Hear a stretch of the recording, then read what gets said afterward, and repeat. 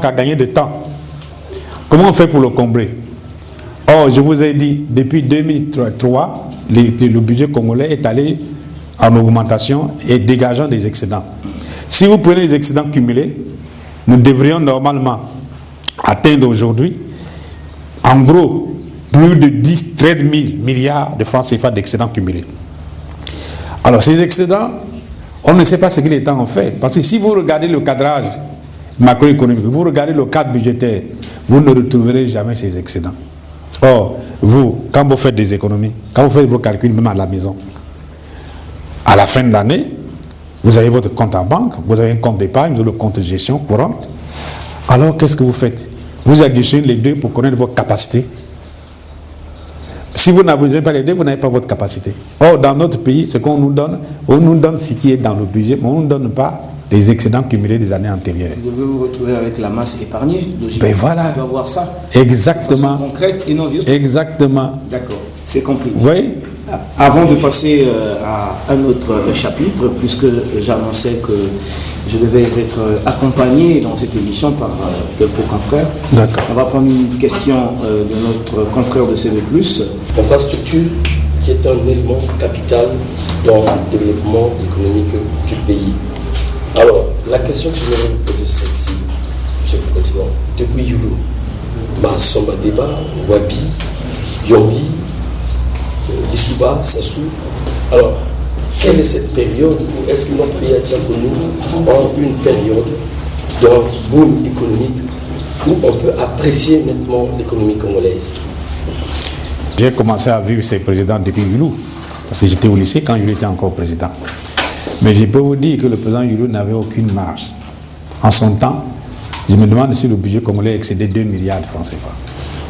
Donc il n'y avait pas grand-chose. Il gérait les affaires administratives. Tout à l'heure, j'étais en train de lire encore les actes pris par Yulu, notamment en 1962. Ils faisaient des prêts, ils empruntaient 2 millions de francs CFA. C'est vous dire quel était le niveau de l'État congolais. Donc il n'y avait rien, on ne peut même pas parler de Yulu. Bon, mais dans ce pays, le seul président qui a fait beaucoup d'investissements, c'est Massamba Deba, malgré la modicité des ressources. Si on a connu une explosion d'entreprises d'État, c'est sous Alphonse Massamba Deba. Bon, après, avec la révolution, etc., toutes les entreprises étaient mal gérées et elles ont fermé. En dehors des entreprises de souveraineté comme la SNE, la SN2, toutes les autres ont fermé. C'est pour ça qu'aujourd'hui, nous avons une masse de salariés d'entreprises d'État, des gens qui ont été licenciés et tout, qui attendent de leur pécule. C'est tout. Maintenant, aujourd'hui, vous parlez d'infrastructures. Quelles infrastructures? Je ne comprends pas ce que vous appelez infrastructure. Regardez, vous prenez notre pays. À chaque municipalisation, on construit dans un pays un aéroport. Cet aéroport, c'est à quoi? On a construit un aéroport à Djambala, à Evo, je ne sais pas si à Kinkala on a construit un aéroport. Non, on n'a pas construit. On a construit à... partout où on a fait à Sibiti, on a fait les municipalisations. Le désenclavement de l'arrière-pays, bon, Monsieur le Président. Le désenclavement, c'est pas ça. Le désenclavement, ce n'est pas ça. Il y a des écoles qui se construisent. Attendez, le désenclavement, c'est pas ça. Nous, tout investissement d'infrastructure doit correspondre à un besoin économique. Ce qui est important aujourd'hui, c'est que le Congo doit être relié partout par des routes qui soient utilisables par les agents économiques pour sortir les produits. Je ne vois pas où ça se fait. Moi, j'étais à l'intérieur du pays, je vous assure, j'ai souffert pour aller de Dolisie à Mosenzo et de Mosenzo à Sibiti. Je ne peux pas vous dire, de Dolisie à Mosenzo, ce n'est pas grand-chose. J'ai fait 4 heures. Il n'y a pas grand-chose. Mais ce n'est pas ça les infrastructures. C'est fait au pif. L'économie ne se gère pas au pif. Ce n'est pas un doigt qu'on fait comme ça et puis quelqu'un sort. L'économie obéit à un modèle et à un objectif. Vous allez faire un investissement pour faire quoi? L'investissement, il est à la fois inductif et attractif. Et il doit servir de trait. Lorsqu'on investit, ça doit attirer quelque chose. On n'investit pas en l'air. Regardez ce qu'on vient de faire, un aéroport comme celui de Ouesso. C'est vrai, mais la conception est mauvaise. J'avais déjà dit ça. Lorsqu'on construisait l'aéroport de Lomo, je me suis opposé catégoriquement à la construction de l'aéroport de Lomo. Vous savez que j'étais encore au gouvernement. Je me suis opposé à la construction de cet aéroport et j'ai proposé au président Sassou, si vous voulez aller chez vous à Oyo, en hélicoptère, on peut construire un petit aéroport de dégagement à Oyo. Mais pas faire un aéroport international au Lomo qui ne sert strictement à rien, qui aujourd'hui ne sert qu'à transporter les armes. C'est vrai, j'ai un modèle économique. D'ailleurs, je vais le publier.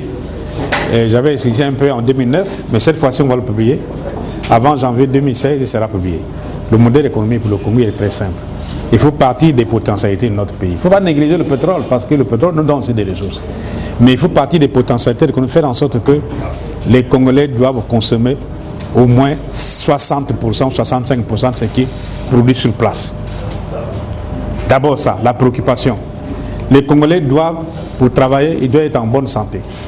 Donc il faut développer la santé, c'est aussi des secteurs de création d'emplois. Il faut que le Congo, qui n'a que 4 millions d'habitants, soit un pays fortement exportateur. Or, nous avons des potentialités qui nous permettent d'exporter réellement.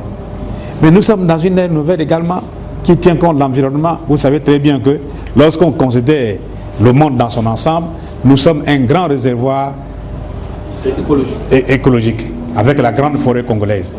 On peut en donner une connotation économique à cela. Donc mon modèle économique il se repose sur deux pieds. Un, développer énormément le Congo à l'intérieur pour que le Congo ne soit pas trop dépendant de l'extérieur pour ce qui concerne la vie du Congolais, tant au point de vue de sa consommation que du point de vue de son éducation et de sa santé. Deuxièmement, le monde est devenu un village planétaire. Quelle est notre part de contribution? Alors nous devons développer énormément l'exportation, pas seulement en Europe à travers le pétrole. Regardez à côté de nous ici, tous les pays d'Afrique de l'Est ont pour aliment de base le maïs. Mais le Congo peut être un grand exportateur de maïs, mais pas le petit truc que le ministre de l'Agriculture a fait dans la Bunza là. C'est pas ça. Il faut permettre au Congo, oui, mais c'est lui qui fait. Il faut permettre aux Congolais eux de produire le maïs, de donner le cadre technologique qui convient pour que ce soit les Congolais qui produisent le maïs et que les commerçants, ceux qui veulent exporter, achètent pour vendre. Et qu'on s'enrichit tout le monde. On ne peut pas faire ça, ça n'enrichit aucun Congolais, ce qui se passe là. Merci bien, Monsieur le ministre. On va bientôt clore ce chapitre économique, mais en abordant un volet important, le volet banque. Vous êtes également de la matière, vous connaissez très bien la situation des banques chez nous. On constate qu'il y a de plus en plus de banques au Congo et ces banques ont de dépôts importants, enfin, vous allez nous confirmer, mais ne financent pas assez l'économie. Avez-vous une explication à ça? Bon, je voudrais vous dire que c'est une bonne chose qu'aujourd'hui nous ayons beaucoup de banques, mais des banques sur liquide. Vous savez que nous avons traversé une grande période de liquidité bancaire, où ça a été grave, avec un portefeuille de défaillance alors important, et on a dû résoudre, la Banque centrale a dû absorber tout ce portefeuille-là pour permettre aux banques de s'assainir un peu. Et ça a créé une crise bancaire énorme dans notre pays. Maintenant, il y a beaucoup de banques, mais ce n'est pas le fait d'avoir beaucoup de banques. Parce que les gens pensent que la bancarisation, c'est d'avoir beaucoup de banques à Brazzaville. Non, la bancarisation, c'est permettre à tous les Congolais, quels qu'ils soient, d'avoir accès aux services bancaires. Ce qui n'est pas le cas aujourd'hui. Alors, donc il faut qu'il y ait une diversification bancaire, mais horizontalement. Actuellement, elle n'est que verticale. Mais j'ai compté, on a à peu près 10 banques aujourd'hui. C'est trop pour 4 millions d'habitants. C'est trop, mais enfin, on atteint la limite. Elles sont sur liquide, pourquoi? Un, le climat d'affaires est très mauvais. Il n'y a pas d'utilisateurs de crédit bancaire parce que le climat est mauvais. Regardez, quand vous passez dans Brazzaville, 1,5 million d'habitants, circulez dans Brazzaville. Aucune PME, aucune PMI. Vous n'avez que des magasins où on va prendre des histoires qu'on va à Dubaï, on vient ici, les magasins de Westaf et tout ça. Il n'y a que ça. Ces gens-là n'ont pas besoin de crédit bancaire. Ils n'en ont pas besoin, ils font de la spéculation, sur ce qui ne paie aucun impôt. Ils font de la spéculation, ils n'ont pas besoin de crédit bancaire. Mais les gens qui devaient avoir besoin de crédit bancaire, c'est les PME bien organisés, c'est les PMI bien organisés qui devaient avoir besoin de crédit bancaire. Mais ça, le climat des affaires ne favorise pas ce genre d'investissement. Donc le climat d'affaires est mauvais. Deuxièmement, il y a absence d'opportunité. Il faut l'opportunité pour investir. S'il n'y a personne qui a une opportunité, les banquiers sont des spécialistes. Quand vous m'amenez un dossier, je le regarde, je vous dis ça, c'est mauvais, il faut annuler votre investissement. C'était mon rôle, hein. Toute ma vie, je n'ai fait que ça. Je vous dis ça, c'est bon, c'est pas bon, ça c'est bon, mais il faut faire comme ceci, il faut faire cela. C'est comme ça qu'on fait. Et ensuite, mais la garantie n'existe pas dans votre pays. Pourquoi? Excusez-moi, monsieur le ministre, à vous entendre parler, tous ceux qui ont eu leur projet, petits comme grands, à la recherche d'un crédit, où ils ont déposé des dossiers en banque, ils n'ont pas de crédit jusqu'ici parce qu'ils n'ont pas accès, peuvent vous l'appeler, vous entendre parler, parce que bien sûr. ceux-là, ils ont fait tout ce que la banque demande, mais ce n'est pas toujours aisé, ils ne sont toujours pas... Mais c'est le banquier qui vous parle, moi qui vous parle là. Je ne suis plus en fonction dans une banque. Aujourd'hui, quand j'ai besoin d'un crédit, je me présente devant une banque, on me le donne sans difficulté. Ce n'est pas parce que je suis un ancien banquier, mais parce que je présente des conditions de garantie qui permettent à la banque de rentrer dans ses fonds. Et moi, en tant qu'ancien, je comprends la banque. Mais aujourd'hui, prenez un exemple. Vous construisez votre maison, la banque vous fait un crédit de 20 millions. Vous faites un crédit de 20 millions, vous n'arrivez pas à payer. Qu'est-ce que vous faites? La banque va au tribunal. Mais dans les tribunaux congolais, la banque ne gagnera jamais le procès. Les banques ont peur de ça. Et deuxièmement, regardez les revenus des Congolais. Prenons seulement le secteur immobilier. Vous gagnez le salaire, j'ai entendu le président l'autre jour dire dans son discours, il s'enorgueillissait, les Congolais avaient 120 000 francs CFA. Mais ce n'est pas un salaire, 120 000 francs CFA. La banque a obligation de ne prélever sur le salaire d'un individu que 33%, c'est-à-dire le tiers de son salaire. Pour lui permettre de vivre. Pour lui permettre de vivre. Mais si vous avez 120 000, la banque vous donne un crédit de 20 millions. Le tiers de votre salaire, c'est combien? C'est 40 000 francs CFA. Mais vous allez rembourser le crédit en combien d'années? Avec un tel revenu, on a pas. Avec un tel revenu. Mais nous parlons plutôt de crédits pour des projets d'investissement, genre PMI. Mais il faut les apporter. Donc il y a un projet, mais ceux-là aussi. Il faut les apporter. Le crédit d'investissement suppose quoi? D'abord, le produit c'est quoi? C'est une combinaison et de techniques et de capitaux. Le capital humain, le capital financier, c'est là où la banque peut intervenir. Le capital humain, c'est que vous l'avez. Et la technologie, c'est laquelle? Si pas vous êtes deux roues, vous dites, bon, moi je vais faire un champ de maïs quelque part là, avec deux roues, la banque va vous donner. Il faut faire un bon projet et montrer quelle est sa rentabilité.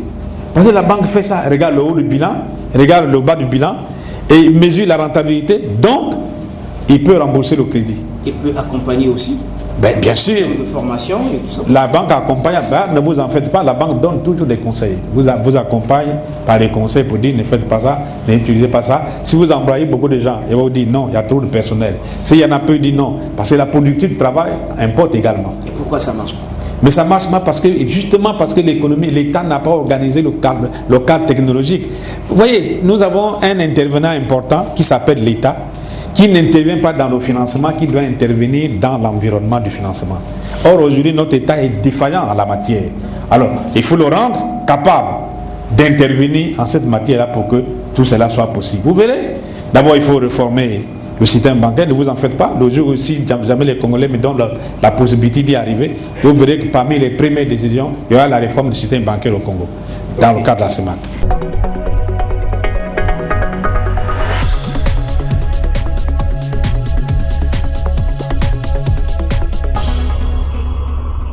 Doucement, vous avez déjà abordé le prochain volet que nous voulions aborder, notamment le volet social, en parlant de salaire et autres, mais nous allons plutôt parler de la sécurité sociale en termes de retraite. Il y a eu des réformes, plutôt des initiatives prises par le gouvernement en matière de sécurité sociale. Est-ce que ces initiatives vous satisfont-elles? Je veux parler de l'automatisation de la retraite, de l'augmentation des salaires, même si c'est insignifiant. Enfin, on sent que les lignes bougent quand même. Qu'en pensez-vous? Oui, mais ça, ce n'est pas vraiment des réformes. Pourquoi? Parler de l'automatisation du paiement de la pension, ça va de soi. Ça devait aller de soi. Mais même ça, le plus important, c'est pas ça, c'est la régularité dans le paiement. Je peux vous dire qu'aujourd'hui, il y a des gens qui ont pris la retraite, qui n'ont jamais touché leur pension.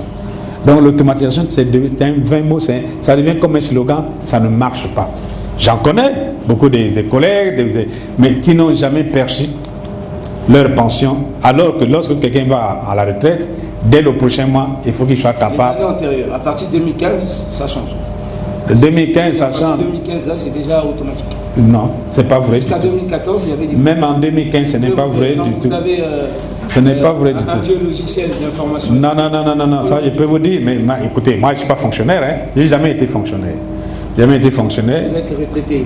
Mais je suis retraité. Au niveau international, est-ce que chez vous ça marche? Vous percevez sans problème ou avec difficulté? Je ne cherche même pas à regarder. D'abord, quand j'ai été retraité, je n'ai même pas cherché à faire un papier quelconque.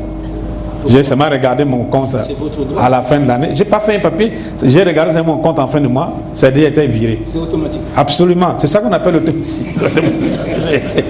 Alors, parlons logements sociaux. On voit que le paysage, on va dire, citadin est en train de changer avec des constructions de quelques logements qu'on a dit logements sociaux. D'aucuns contestent, mais enfin qui ne sont pas encore accessibles à la population. On n'en sait pas trop. Peut-être que vous avez une information là-dessus. La politique, ne fût-ce que l'initiative, est-ce qu'elle est intéressante de penser à faire des logements sociaux avant de voir l'accessibilité à ces logements? Oui, mais les logements sociaux s'imposent. Regardez, surtout regardez, après un drame comme celui du 4 mars. C'est grave. Les logements sociaux, on devait y penser. C'est quand même une bonne chose de fait de la part de... Bon, aujourd'hui, il n'y a pas de logements sociaux. Non, ne fût-ce que le démarrage, l'initiative. Et il ne suffit pas de proclamer. Moi, je suis contre les proclamations. Là, on les voit. Il n'y en a pas. Moi, je n'ai pas vu les logements sociaux. Là où il y a eu 4 chers mars, amis, à Bakongo, on appelle logement social lorsqu'il est compatible à avec Rougeau le revenu aussi, moyen. Attendez. Logement social lorsqu'il est compatible avec le revenu moyen d'un Congolais. C'est-à-dire que le salaire le plus bas, celui qui touche le salaire le plus bas de l'État, peut accéder à ce logement. Mais aujourd'hui, non, il n'y a personne. Même des cadres n'y accéderont pas. Donc on n'appelle pas ça de logements sociaux. C'est de la spéculation pure et simple. rapport à l'accessibilité. Oui, oui, d'accord. L'initiative d'abord. Non, mais l'initiative... Non, moi je dis l'initiative peut être une proclamation olympienne. Parce que le tout est collé. Il ne faut pas proclamer pour le plaisir de proclamer. Il faut faire ce qui est faisable. Or, ce qui est fait aujourd'hui, ce ne sont pas les logements sociaux, ça n'a strictement rien à voir. Ce n'est pas le concept. Le concept de logements sociaux cadre avec le revenu moyen d'un Congolais. C'est comme aujourd'hui, je fais un peu de digression. J'entends des présidents africains parler de l'émergence. Mais j'ai l'impression d'avoir devant vous des analphabètes. Non, ce n'est pas ça l'émergence. Or, le Congo est émergent. C'est ça que ça veut dire, quoi. Le Congo ne peut même pas ce qu'il mange. Il peut être émergent. Il n'y a même pas la classe moyenne dans le pays qui peut investir. Ce n'est pas un pays émergent. Le pays où pour se soigner, il faut aller au Maroc. Vous appelez ça un pays émergent? Vous avez mal au pied. Moi, je connais quelqu'un qui s'est fouché la jambe ici. Il est allé se faire soigner. Mon propre grand frère est tombé ici, a eu mal ici. J'ai dû l'envoyer au Maroc parce qu'ici, il n'y avait pas la possibilité de l'opérer, mettre une prothèse. Mais ça, ce n'est pas un pays émergent. Donc, il faut éviter les proclamations olympiennes. Si nous voulons faire des logements sociaux, d'abord, il faut les adapter au cadre moyen des Congolais. Les immeubles qu'on construit là. Est-ce que les Congolais sont prêts à vivre dans les immeubles? D'abord, il y a un problème psychologique et sociologique. Un problème de culture. Est-ce qu'ils sont prêts à faire vivre comme ça? Et puis ensuite, mais prenez le revenu moyen d'un Congolais. Le revenu moyen du Congolais, il est que tel que, mais je vous assure, en dehors des tôles qui peut entourer comme ça, il n'y a plus rien à faire. Alors qu'est-ce que l'État doit faire? C'est toute une réflexion à mener. Ce n'est pas seulement, il faut prendre le temps d'étudier. Il ne faut pas aller dans la propagande politique. Prendre le temps d'étudier, de s'asseoir, de demander au cadre, voilà l'idée que nous avons, est-ce qu'on peut produire ça? Que proposez-vous alors dans ce cas-ci? Mais moi, quand je viendrai, ça va changer complètement. Vous aspirez à commander ce pays? Absolument, ça va changer complètement. Nous allons venir sur la question du logement social, c'est-à-dire que le jeune cadre qui commence à travailler, il faut qu'il ait la possibilité de se loger. Alors pour se loger, il faut que son revenu lui permette de se loger. Alors il faut agir sur les deux plans, sur le plan du pouvoir d'achat et sur le plan de coût d'accessibilité au logement social. Donc les deux paramètres. Lorsqu'on ne considère qu'un seul paramètre, ça ne marche pas. Il faut considérer les deux paramètres et c'est au point d'intersection, comme on dit en économie, au point d'intersection que s'établit l'équilibre. Lorsque l'équilibre est établi, en ce moment-là, on parlerait de logement social. Donc notre pays, c'est ça. Nous avons l'impression que nous sommes dans un pays où l'improvisation est la règle. Non, on n'improvise jamais rien. D'accord. Vous avez évoqué l'aspect santé tout à l'heure. Qu'est-ce que vous savez de l'État de façon globale du plan sanitaire au Congo? Parlons de nos hôpitaux, parlons de la politique sanitaire. Ce que vous savez. Bon, ce que je sais, qu'il n'y a aucune politique sanitaire dans le pays. Il n'y en a pas. Il y a Et les infrastructures? Mais il n'y en a pas. Il n'y a que le CHU. Le CHU, ce n'est pas un hôpital. Il y a des hôpitaux qui se construisent. C'est pas où les trucs qu'on fait à l'intérieur du pays là, c'est les bâtiments qu'on jette comme ça. L'hôpital, c'est pas ça. Vous construisez un hôpital, il faut prévoir déjà le personnel bien formé, le personnel des services d'exécution, le personnel d'encadrement, c'est-à-dire les médecins, et l'environnement. Mais aujourd'hui, nous avons les médecins, Mais il travaille sur quoi? Quand il rentre dans une... Ce n'est pas le bâtiment que le médecin utilise. Il lui faut un appareil pour mesurer la tension, de regarder l'intérieur du corps de quelqu'un, comment intervenir, mais ça n'existe pas. Lorsqu'on va au CHU, c'est pour la mort. Allez-y au CHU aujourd'hui. C'est pour ça que vous vous soignez à l'étranger? Moi, je ne me soigne pas à l'étranger, je ne suis pas malade, je ne suis pas encore tombé malade. Moi, je vais à l'étranger pour faire des bilans. Je ne suis pas encore tombé malade. Quand vous gouvernerez, vous laisserez le CHU dans cette situation de mouvoir? Non. Si jamais j'ai la possibilité de commander ce pays, je ferai en sorte que les Congolais n'iront plus au Maroc ni à l'extérieur. Ça veut dire que nous mettrons en place... À commencer par vous-même? À commencer par moi-même. D'accord. Nous mettrons en place ce qu'il faut. Ce qu'il faut. Pourquoi aller à l'extérieur? Pourquoi aller à l'extérieur? C'est trop coûteux pour rien. Et ensuite, vous vous ridiculisez. Mettons en place les conditions qui vous permettent de vous soigner sur place. Le gouvernement a fait quand même des efforts en envoyant 500 jeunes. Nous avons la classe estudiantine avec nous, en formation à Cuba, justement pour former les futurs médecins pour occuper ces hôpitaux que vous qualifiez de bâtiments. Mais bien sûr, sur quelle étude? Quelle appréciation? On prend au pif des jeunes 500, on envoie à Cuba. Pourquoi? C'est des étudiants. Oui, mais on les envoie à Cuba, c'est pourquoi faire? Former, ils sont des médecins pour quelle structure? Vous verrez, allez en France. Vous verrez des jeunes médecins congolais qui sont sortis de l'INSA ici. Il y en a beaucoup qui sont allés faire des spécialisations qui ne peuvent plus revenir parce qu'ils se demandent, mais on va partir pour travailler où? Il y en a beaucoup. Même ceux qui sont partis à Cuba là, vous verrez, beaucoup ne viendront pas ici. Parce que on les a envoyés au pif comme les investissements dont on parlait tout à l'heure. Ça doit partir d'une étude générale. Alors nous, il faut dire que désormais, nous avons 12 départements. Et il faut que dans un département, quelqu'un puisse bénéficier des soins totaux, c'est-à-dire du début à la fin. Et on ne peut s'adresser aux grands spécialistes dans des ensembles plus développés comme les CHU que si le cas dépasse l'expertise des médecins généralistes et de certains spécialistes. Mais il faut que dans chaque département, cela soit possible. Regardez, moi j'ai perdu un neveu ici parce qu'on a été incapable de lui chauffer un rein au CHU, même pour faire la dialyse. Il n'y en a pas. J'ai perdu ma belle-sœur comme ça, parce qu'il fallait aller à Kinshasa pour faire... Non, c'est une honte. Même pour faire une petite dialyse ici, là, il faut envoyer quelqu'un à Kinshasa ou aller envoyer au Maroc. Qu'est-ce que vous voulez qu'on fasse? Ça ne marche pas, acceptons-le. Voilà au moins une réalité, au risque de me répéter, vraie, sortie de la bouche d'un opposant par rapport à tout ce que vous avez nié, logements sociaux et les bâtiments qui se construisent. Ça, non, je n'ai pas nié. Je vous donne la réalité. En tout cas, si vous ne prenez pas ça, faites votre enquête. Ce que je vous dis, moi je ne suis pas un démagogue. D'accord. Je suis un cadre supérieur, je suis un spécialiste. Je n'ai pas besoin de faire la démagogie. Je dis ce qui est. Je vous dis ce qui est. Ce qui est, c'est ça pour que tous les Congolais comprennent. Ce n'est pas forcément pour moi. Et rien ne dit que demain c'est moi qui serai président. Quelqu'un d'autre peut être président à ma place. Mais il faut qu'ils comprennent que les Congolais n'attendent pas la démagogie, ils attendent la réalité, l'exact concret. Okay.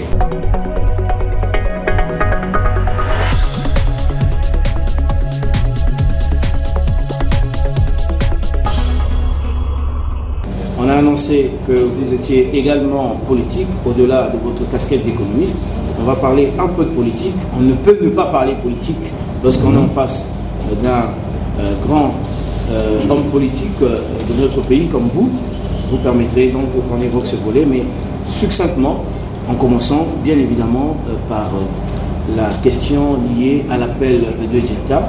On sait qu'il y a eu double dialogue dans ce pays, le vôtre. Je dis le vôtre, c'est-à-dire celui du côté de ceux qui s'opposent au changement de la Constitution. J'allais dire les opposants, mais pas que, puisqu'il y avait aussi ceux de la majorité qui vous avaient rejoint pour cette question. À ce dialogue alternatif, en conclusion, on a eu un appel, celui de Diatta, qui était une espèce de menace, une espèce d'appel de trouble à l'ordre public, selon certaines lectures, et pas la mienne. Pensez-vous que c'est de nature à préserver la paix dans ce pays? Ah, vraiment, merci de poser cette question parce qu'aujourd'hui, il y a un problème de paix qui se passe là. Tout le monde crie à la paix. La paix, la paix, la paix. Et on voit la télévision, surtout Télé Congo. La paix, la paix, la paix. Oui, chacun de nous a besoin de paix. Tout à l'heure, nous avons parlé des questions économiques. Il n'y a pas d'économie sans paix. Nous avons parlé de la santé. Il n'y a pas de santé sans paix.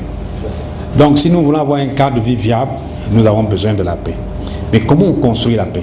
Il y a des facteurs qui concourent à la construction de la paix. Le premier facteur, c'est d'abord le respect de soi-même.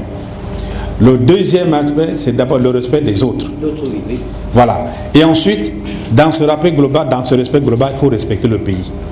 Donc la paix, c'est ça. Dans notre pays, la seule condition de la paix, c'est d'abord la liberté de chacun, d'aller, de venir, de faire ce qu'il veut.